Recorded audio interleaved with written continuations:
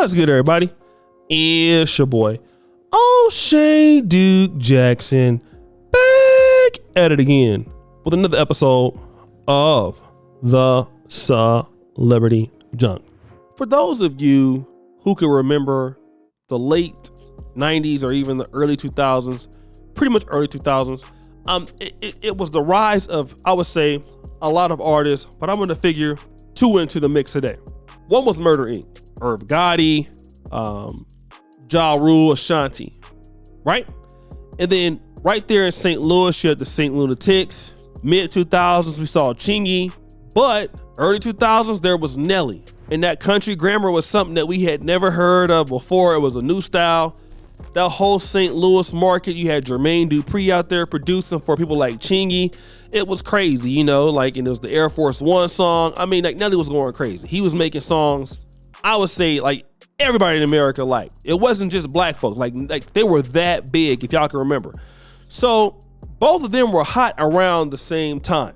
Now, if you look at Ashanti, who I don't think was so musically talented, but just popular at the time. I mean, like, you would never say Ashanti was like Mary J or somebody like that, or Kelly Price or Faith Evans. That's not what she did, right? She was popular, but she really couldn't sing like that. But sisters loved Ashanti. And Ashanti had a lot of opportunities. And for a long time, she got with Nelly. Now, Nelly has never been married, never really been serious about a relationship. Now, when they were together for that many years and broke up, people felt like, woo, Ashanti, girl, you wasted a lot of time. Because Nelly was playing with you. He not serious. He didn't want to be with you. He not trying to marry you, boo. Leave him alone. You can do better. There's another guy. And for a while, it looked true, because Ashanti still is very beautiful, very attractive lady. And then we saw Ashanti in Mexico with a rich Hispanic man, right? Or a white man. We don't know what she was, but we saw her. And everybody was like, oh, shoot, Ashanti then came up. She in Mexico. She got this new guy out there. Girl, we so glad you're done with this dude. I mean, you're rich. I mean, the guy is rich. Nelly not doing as well as he used to, boo. Go ahead on and get with that. Just do that. But now we're seeing that Ashanti and Nelly are back together. They are now back together. But why is that? Now, I'm leaning on my brother Ron Wills to break this down for me on one of his classic videos.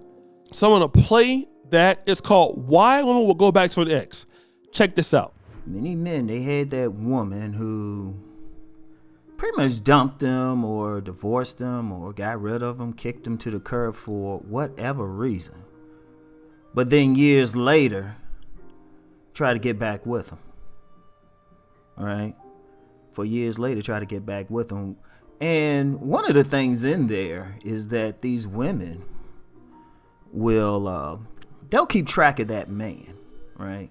They'll keep track of that man. Now, in that scenario, usually the women, if they dump a guy, usually because they got the hots for some other guy. That's usually it. And they feel like they have to follow it.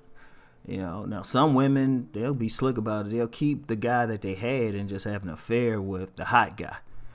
And just from a cold-blooded, logical perspective, that's actually smart, because they know the new guy, that's just a flash.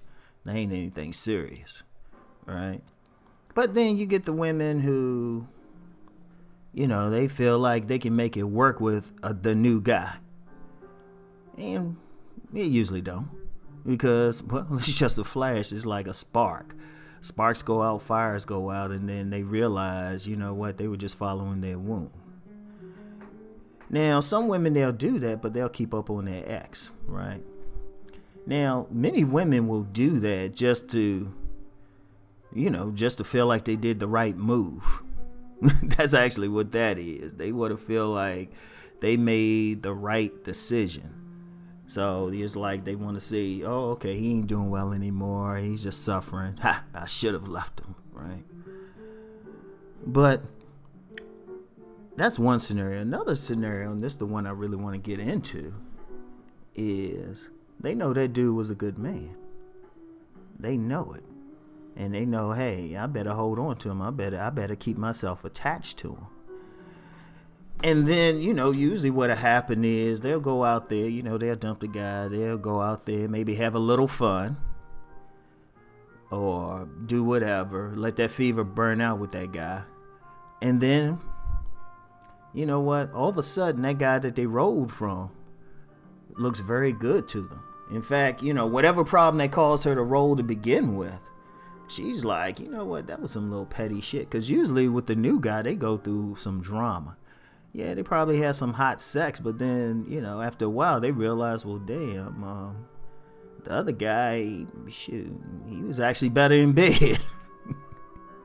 And see, that's a scenario too. I'll probably have to do a separate video on that. A lot of this thing with women, as far as the guys they sexually attracted to, is really in their head. It really is. It's like they think the guy will be more attractive or better in bed, and usually he's not. But if a woman go into a situation where she has sex with a dude and she thinks it's going to be this great thing, all he has to do is just be adequate, and it is a great thing. Now, I want you to listen to that, okay? One of the first things that will happen, and we got to understand this, is that she feels like this guy is not really on my level. I can do better than this. But what she's going to do is, look, this new guy, I'm going to give him an opportunity. My attraction level, as Coach Corey Wayne says, is underneath 50%. Let's check this other guy out. Now, here's my thing, right? A lot of times as black men and men in general, when we get dumped or the woman wants to move away to somebody else, we typically take it personal. We yell, we burn the bridge. And like I said, it really ain't burning the bridge like that, because the lady probably not going to do nothing for you. I'm just going to be real. But I've learned, like, okay, let me not yell at this person or say something I'm going to regret or have to say sorry for in the future. Like, let's just let her go. You know what I'm saying? And, I'm going to move on with my life and all of that. So typically that's what they do. You move on with your life, they move on with theirs. They will check up on you. And the reason why they do that is to see if you are the bum they thought you were. Now, to be fair, Nelly is nowhere near his prominence. But in comparison to her prominence and who she can get, he's still somebody more prominent than what she can typically get. Now, she was talking about she had this boyfriend. The boyfriend was Hispanic and all of that. But now what we're not talking about is, what is her proximity to what she can get? I'm not talking about who will date her, who will take her serious, right? She wanted Nelly marry her. Nelly said no. All right, I'm gonna go out there by myself. I'm gonna do bad all by myself. And then you go out there and then you find out, oh my God, like nobody's trying to marry me, okay? So nobody takes me serious, fine. So then two, what do you realize? As long as you didn't intern things on a bad term, it wasn't no violence, you didn't disrespect the lady, what does she find out? Two, this new dude ain't who I thought he was. And in comparisons to the other guy, I had it good. In comparisons to the other guy, I had it good. This guy took care of me. This guy loved me. And when I broke up with him is for something petty. Hell, I don't even want to be married. He might cheat, but he Nelly. I'm just saying, this is what she might be saying. So she's had so much opportunity to go out there and deal with other guys, and it's never happened for her. And let me just tell you this, it's hard being Ashanti and getting older and finding a man that is on your level, that's older, that will deal with you and say, I want to be with you, being that you're Ashanti and you're probably not going to be the most submissive woman in the world. You probably don't want to alter your behavior so much, because I'm going to tell you like this, to get these top tier guys, I don't care, black, white, or whatever, it's a lot of opportunities for these dudes.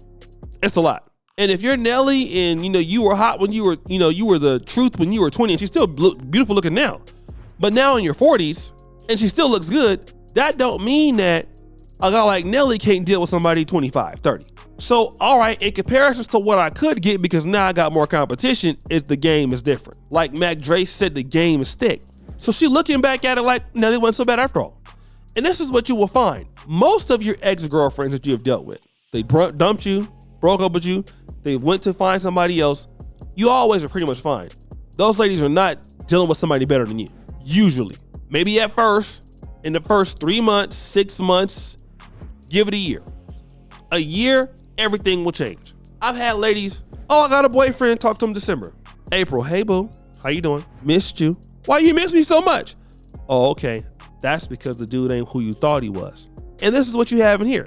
This is comfort for her. She at least know that Nelly will give X, Y, and Z. And again, in the 40s, that you feel like, hey, I got a man that's valuable, I'm used to him. Where else she gonna go? Maybe for her. I'm not saying she can't go nowhere else, but it seems like as attractive as she is, an opportunity, she's had other opportunities, she feels more comfortable with the guy. But brother, what do you think? It's your boy, O'Shea Duke Jackson, back at it again with another episode of The Celebrity Junk. Appreciate you for all that you do. Subscribe, hit the bell. We're out.